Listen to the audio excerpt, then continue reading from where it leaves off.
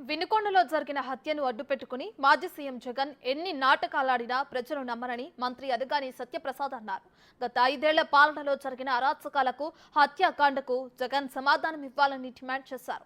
Sattenapalli MLA కన్నా లక్ష్మీనారాయణ జన్మదినం సందర్భంగా ఆయన నివాసానికి వచ్చిన మంత్రి శుభాకాంక్షలు తెలిపారు. వైసీపీ హయాంలో జగన్ ఆయన అనుచరులు బాగుపడడం తప్ప రాష్ట్రాభివృద్ధికి చేసిందేమీ లేదని అనగానే విమర్శించారు. ఇక వైసీపీ అరాచకాలకు తట్టుకోలేక ఎంతో మంది అమాయక ప్రజలు ఆత్మహత్యలు చేసుకున్నప్పుడు జగన్ కు శాంతి భద్రతలు కనిపించలేదా అని ఆయన ప్రశ్నించారు. వినుకొండలో 2 వ్యక్తుల మధ్య ఉన్న వ్యక్తిగత కక్షల కారణంగా జరిగిన హత్యను అడ్డుపెట్టుకుని జగన్ లబ్ధి పొందాలని చూస్తున్నారని మంత్రి అనగాని ఆరోపించారు.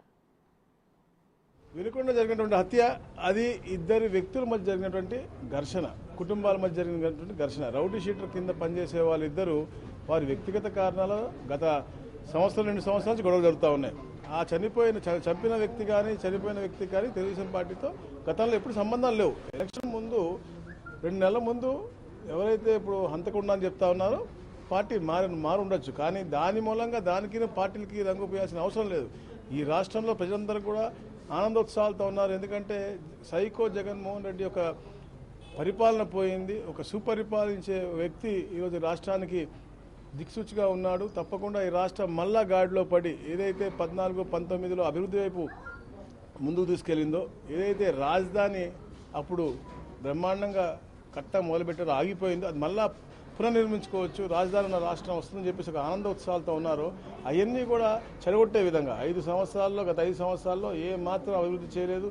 సంక్షేమాన్ని బూటకం మాటలు చెప్పి కేవలం వాళ్ళ అనువాయాలు సంపాదించే దిశగా పరిపాలించారు తప్ప ఎక్కడ కూడా పబ్లిక్కి మంచి చేసింది లేదు. అందుకనే 151 నుంచి సీదా 11కి వెళ్ళిపోయాడు.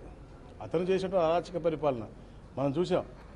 సలాం అనే వ్యక్తి యొక్క కుటుంబం ఆత్మహత్య స్టార్ట్ అయినటువంటి మారణకాండ వాళ్ళు. అంటే వాళ్ళు హత్యలకి వాళ్ళకే పేరు, ఆత్మహత్య చేసుకునే విధంగా చేసింది కూడా వాళ్ళే. ఇదే ప్రాంతంలో చంద్రయ్య అనే పార్టీ పేరు చెప్పమని చెప్పి హత్య చేసినటువంటి వ్యక్తి వాళ్ళు. అలాగే ఫాతిమా అనే అమ్మాయి క్లాసులో టాపర్ వస్తుందని చెప్పేసి వైసీపీ నాయకులు ఒత్తిడి తెచ్చి ఆత్మహత్య చేసుకునే విధంగా వాళ్ళ పిల్లలు రావాలి.